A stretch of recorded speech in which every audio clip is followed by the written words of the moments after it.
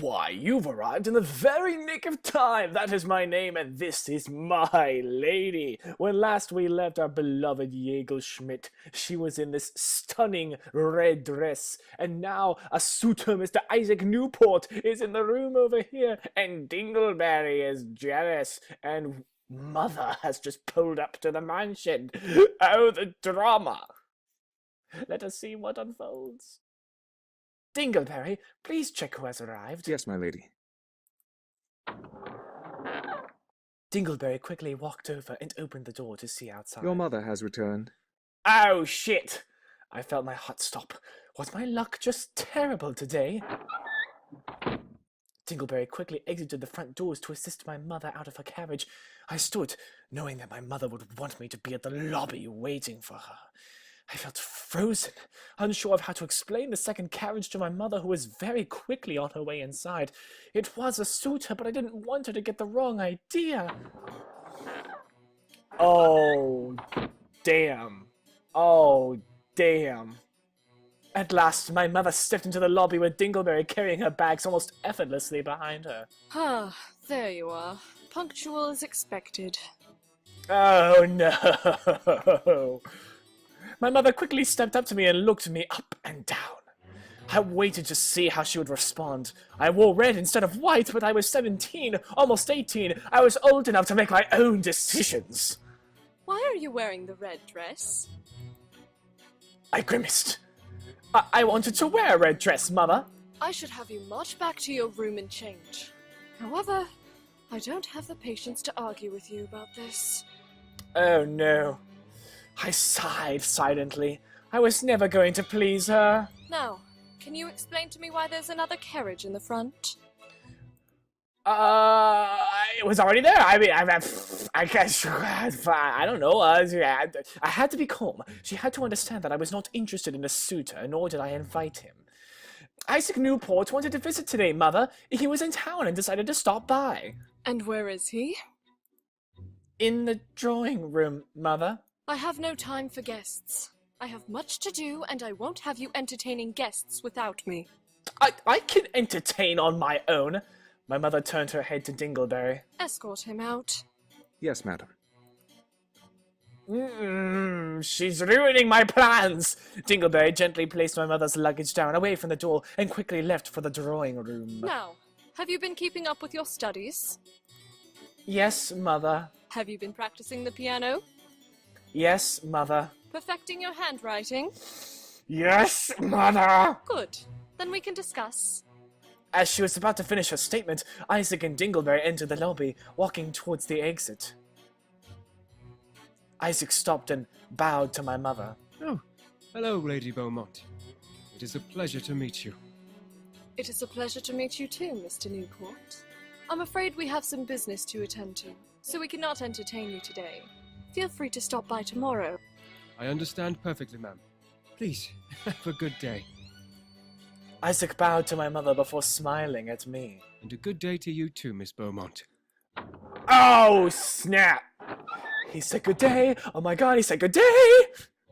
With that, he left and exited the mansion, with Dingleberry closing the door for him. Mr. Newport, you say? Yes, Mother. He looked to be your age. Was he a suitor? I don't want to screw around with this lady. I mean, look at that stance. That is a sassy, classy stance. Yes, Mother. I couldn't lie to her. She knew how to see through lies. My mother stared at me and thought before walking past me toward the drawing room. I sighed and followed suit. We entered the drawing room where Sophie was cleaning the tea Isaac was previously having. Leave the tea. Bring new cups. Yes, madame. Sophie quickly left the room with the used cup Isaac had, leaving me and my mother alone. My mother sat down, waiting for me to sit across from her in the empty seat. I quickly obeyed her silent command to do so, looking to her and sitting up as properly as I could. How old are you now? Wow, you don't know how old your own daughter is, okay? 17, Mother. 17 and still unmarried.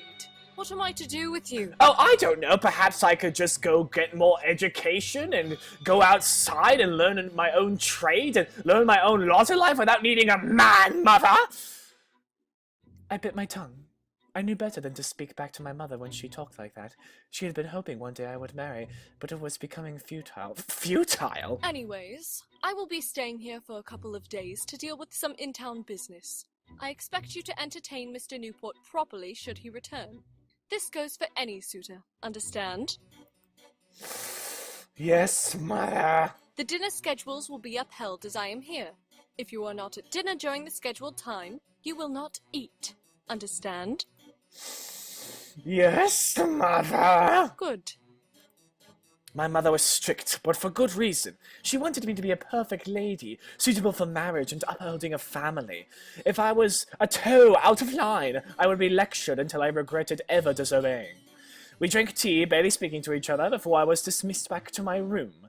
I quickly stood, bowed, and left. Sophie followed behind 2 steps away from me. As I entered my room, I slumped and let out a tired sigh. So, Mother's here. Wonderful. Oh, come now, ma'am, you should be happy. I walked to my bed and sat down, feeling exhaustion take over my body like a gust of wind. I thought of the suitor. He was polite, but was he really? He seemed young and bright, and it seemed like a good idea to try and be with him. It would indeed make my mother happy. On the other hand, I still liked Dingleberry. He kept me enthralled in his spell, and I didn't know how to proceed with him. Mother would never approve, but I couldn't deny my feelings so easily. I looked to my window.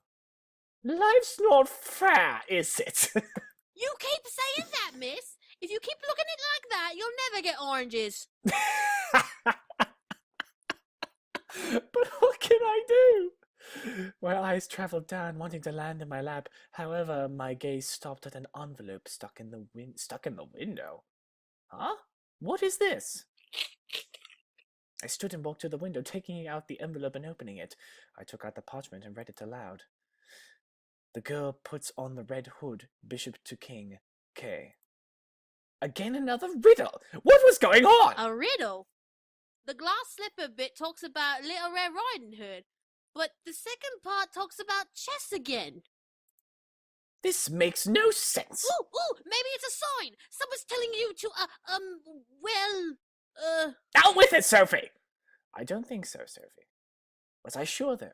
This note and the last were connected somehow, but I didn't want to blindly follow their messages. I guess I'll just wait for another one. If another one appears, I'll try to sort this out. Something in my gut was telling me that these messages were meant to tell me what to do, or that they could have been sent by a straight-up creeper who was probably heavy-breathing outside my window right now. Were they about Isaac? Or were they about Jingleberry? I felt tired just thinking about it. I gently fell back onto my bed, uncaring if my dress was still on, and let my eyes close naturally. ma'am, shouldn't you? Shut up, Sophie! Shh. Okay, ma'am. Have a good rest. I listened as Sophie left the room, leaving me alone. I kept my eyes shut, letting my exhaustion take hold of me and bring me to a world of sleep. Yeah, all that thinking is a lot of work. I didn't mind that the corset binding me limited my breath. I felt at peace as my face slowly turned purple and my ribs began to ache and my head got lightheaded and then I felt at peace resting in my bed.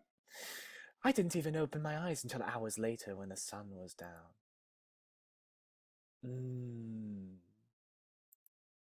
I sat up, wincing at the squeeze my corset had on me. I looked around and realized that now that the stars and night sky were out, I had missed dinner. Ugh, I missed eating. What am I going to do?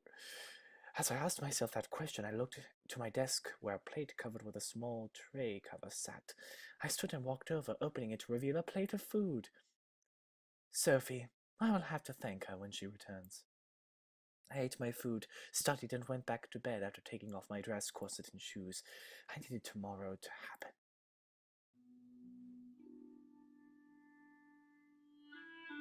Very nice music. That next morning, I was dressed by Sophie and brought before Isaac. To my surprise, my mother had arranged a marriage between him and me. Dingleberry stood at my mother's side, watching as I was proposed to by Isaac. I had to say yes. My mother's eyes fell. Whoa, whoa, whoa, whoa! Things are escalating way too friggin' quickly. I can't even speak right now. Yesterday, I was free, unmarried. I was free as a tree in the breeze. I was my own woman, not needing no man. At last, my mother received the marriage from me that she wanted. I was finally going to be a woman. I looked to Dingleberry, knowing that my romantic advances no longer would happen now that I was to be a wife. Don't get me wrong, Isaac was a good man. He didn't give me that urgency to pursue his love. Our marriage was a business arrangement, one my mother perfected and desired. My life was full of lemons, ready for lemonade, but they are too bland to sell. Ending?! The lady locks the girl in a tower, queen takes bishop. What?! What the That was a terrible ending! What did I do? Oh my god, that was awful! Oh my god, what? I need to be with Dingleberry. What? You know what? I think I fucked up by telling Mom that he was a suitor. I shouldn't have told Mom that he was a suitor. I don't know if she would have believed me, but maybe that would have prolonged my chances to be with Dingleberry. Wow. I feel like I have to go back and fix this. I don't know, guys. I don't know if you like me playing this or not, or if you're bored of it already, but, you know, I like it. The art is very nice, the music is very nice, and, you know, I didn't expect this happening to me, but I'm actually pretty invested in my Jägelschmidt and her Dingleberry. Like, I want them together. I want this to happen. So if you guys want me to go back and try, a different path or a different ending, please sound off in the comments below. If you'd like to try out this game for yourself, the link is in the description. So until next time, my thoughts are with you, wherever you may go.